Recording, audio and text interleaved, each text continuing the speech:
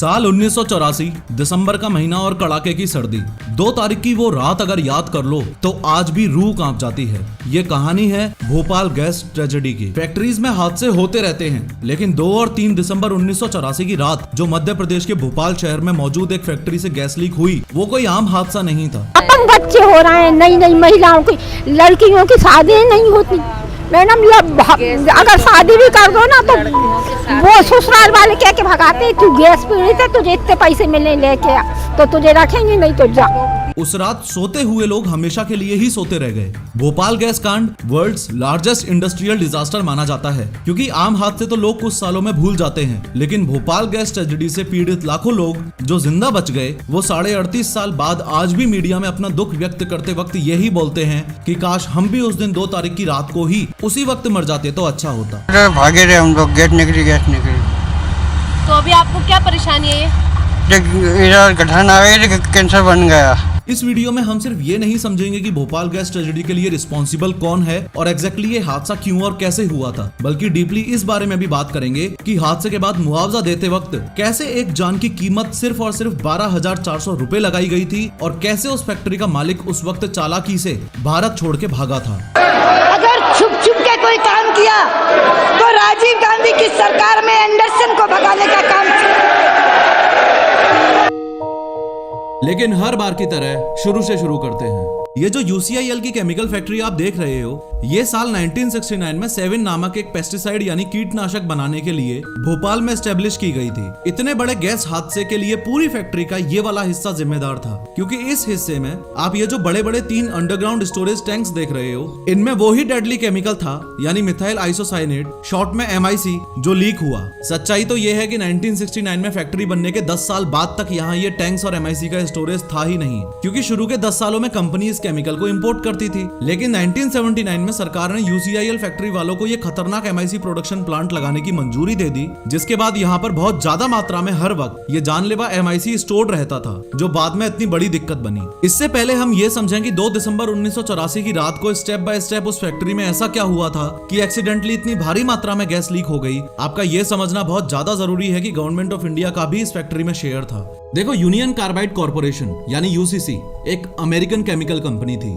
जब इसने भारत में भोपाल में ये फैक्ट्री डाली तो UCIL यानी यूनियन कार्बाइड इंडिया लिमिटेड के नाम से डाली, जिसमें अमेरिकन कंपनी UCC का 50.9% शेयर था और 49.1% शेयर इंडियन इन्वेस्टर्स का भी था। इन इंडियन इन्वेस्टर्स में गवर्नमेंट ऑफ इंडिया और गवर्नमेंट कंट्रोल्ड बैंक्स भी शामिल थे। 2 दिसंबर 1984 की रात 9 बजे वर्कर्स इस जगह एक रूटीन मेंटेनेंस कर रहे थे। असल में ये एक केमिकल प्रोसेसिंग यूनिट है जो इन MIC स्टोरेज टैंक्स के पास ही है। केमिकल प्रोसेसिंग यूनिट के पाइप्स क्लॉग्ड थे, तो उनको पानी मारकर क्लीन करने की कोशिश जारी थी। एक बात आपके दिमाग में सुपर क्लियर होनी चाहिए कि अगर MIC स्टोरेज टैंक्स में पानी नहीं जाता तो भोपाल गैस ट्रेजेडी कभी होती ही नहीं। उस रात एक्सीडेंटली MIC और वाटर का जो मिक्सचर हुआ, उससे ऐसा खतरनाक केमिकल रिएक्शन हुआ कि भोपाल में अफेक्टेड एरियाज में आज भी बच्चे विकलांग पैदा होते हैं। थोड़ा और डिटेल में समझो कि अगर केमिकल प्रोसेसिंग यूनिट अलग थी और MIC स्टोरेज टैंक्स अलग थे, तो केमिकल प्रोसेसिंग यूनिट की सफाई करते वक्त MIC स्टोरेज टैंक्स में पानी आया तो आया कैसे? देखो, केमिकल प्रोसेसिंग यूनिट में ऐसे होज लगा के पानी मारकर सफाई करने में कोई भी दिक्कत नहीं है, पर कुछ दिन पहले ही कंपनी ने इन दोनों प्रोसेसिंग यूनिट्स को जंपर लाइन से कनेक्ट कर दिया था। एक तरीके से एक पाइप्ड शॉर्टकट बना दिया था केमिकल प्रोसेसिंग यूनिट और MIC स्टोरेज टैंक्स के बीच में, ताकि वर्कर्स इंटरचेंजेबली काम कर सके।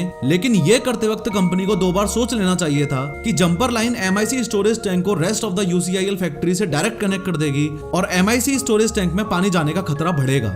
In short, MIC storage tank अगर आइसोलेटेड होता तो उसमें कभी पानी नहीं जाता, और अगर पानी नहीं जाता तो कभी गैस लीक नहीं होती। खैर, जहां पानी नहीं जाना चाहिए वहां पानी जाने से रोकने के लिए दुनिया भर की फैक्ट्रीज में एक काम और किया जाता है। इस सेफ्टी डिवाइस को देखो, इसे स्लिप ब्लाइंड कहते हैं। इसे इस तरह से 2 कनेक्टिंग पाइप्स के बीच में लगा दिया जाता है ताकि एक की सफाई करते वक्त पानी दूसरे में ना जाए। लेकिन UCIL कंपनी ने ये डिवाइस ही नहीं लगा रखा था। Reason, cost cutting. असलियत ये थी कि UCIL ने अपने मार्केट को गलत जज कर लिया था। जो उन लोगों ने सोचा था 7 पेस्टिसाइड की वैसी सेल नहीं हो रही थी। इस चक्कर में कंपनी ने मेंटेनेंस करना ऑलमोस्ट बंद कर दिया था, सेफ्टी मेजर्स पर से ध्यान हटा लिया था और कोई भी पार्ट अगर खराब हो जाता तो फर्जी क्वालिटी के माल के साथ रिप्लेस कर दिया जाता था। इन शॉर्ट उस रात हुआ ये कि भोपाल में स्थित इस यूनियन कार्बाइड फैक्ट्री के इस MIC स्टोरेज एरिया में टोटल 3 टैंक्स थे, E610, E611 और E619। E619 को इमरजेंसी के लिए खाली रखा गया था, लेकिन E610 और E611 में 75% तक लिक्विड MIC भरा हुआ था। ध्यान रहे कि सेफ्टी मैनुअल्स के हिसाब से इन दोनों टैंक्स को सिर्फ 50% कैपेसिटी तक ही भरा जाना चाहिए था, 75% तक अलाउड ही नहीं था, क्योंकि टैंक के रिमेनिंग स्पेस में इनर्ट नाइट्रोजन गैस डाली जाती थी लिक्विड MIC को अपनी जगह पर बनाए रखने के लिए। अब करीबन रात 9:30 बजे जब केमिकल प्रोसेसिंग यूनिट में सफाई चल रही थी, तब पानी एक्सीडेंटली इस E610 टैंक में घुस गया और अगले कुछ घंटों में इस E610 टैंक के अंदर करीबन 500 लीटर पानी घुस चुका था।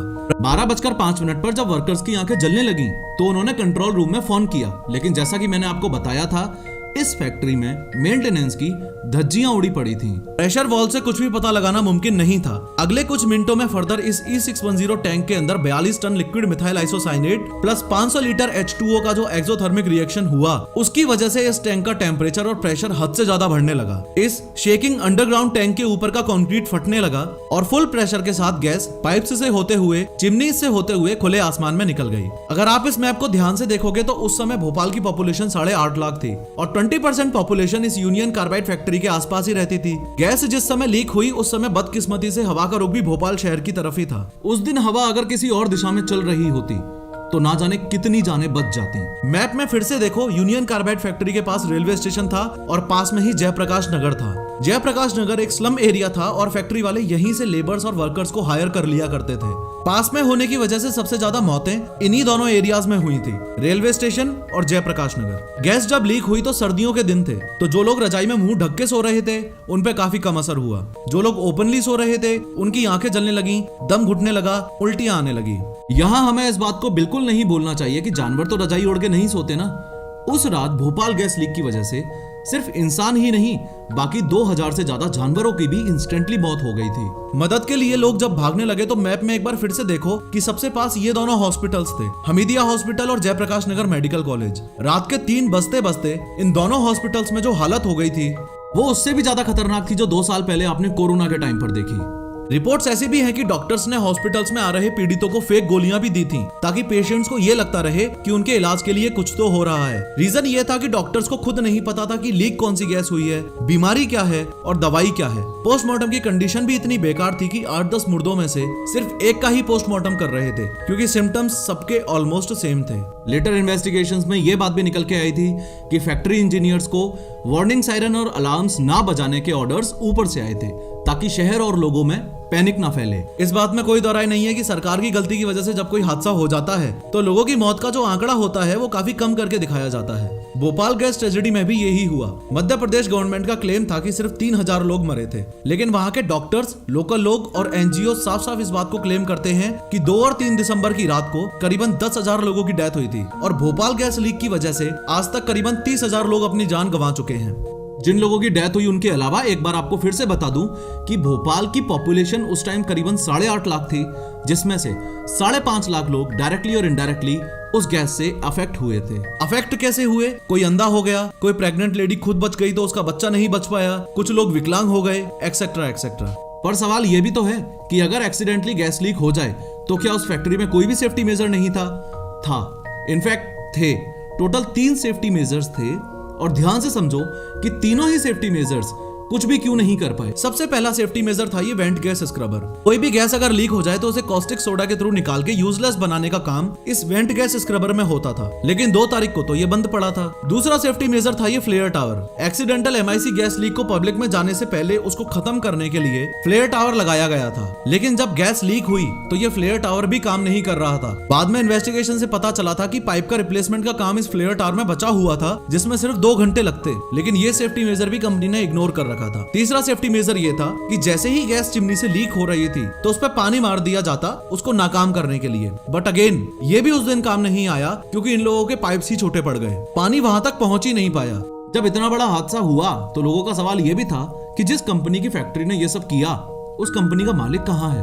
उस कंपनी का चेयरमैन था ये Warren Anderson. Bhopal gas leak के 4 दिन बाद यानी 7 दिसंबर 1984 को वॉरेन एंडरसन अमेरिका से भोपाल में लैंड करता है। भोपाल आते ही उसको अरेस्ट कर लिया जाता है, लेकिन चौंकाने वाली बात ये थी कि अरेस्ट किया जाता है उसकी कंपनी के गेस्ट हाउस में ही, पुलिस स्टेशन में नहीं। मतलब ये kind of luxury house arrest था। कुछ घंटों बाद वॉरेन एंडरसन को बेल दे दी जाती है, वो भी रहस्यमयी तरीके से। फिर उसको ऑफिशियल कार्स में ही भोपाल एयरपोर्ट ले जाया जाता है और उसके बाद वहां से स्पेशल प्लेन में दिल्ली भिजवाया जाता है। दिल्ली से फिर वॉरेन एंडरसन वापस अमेरिका चला जाता है और कभी भी लौटकर वापस नहीं आता। इन शॉर्ट, इतना बड़ा हादसा होने के बाद भी वॉरेन एंडरसन को जिस टाइप का ट्रीटमेंट मिला, सरकार की मदद से जिस तरीके से वो भारत छोड़ के भाग निकला, वो किसी भी एंगल से भोपाल गैस पीड़ितों को जस्टिस नहीं देता। एंडरसन को भाग निकालने में इस तरीके से मदद करने के लिए farmer external affairs minister Sushma Swaraj ने उस टाइम के प्राइम मिनिस्टर राजीव गांधी को जिम्मेदार बताया।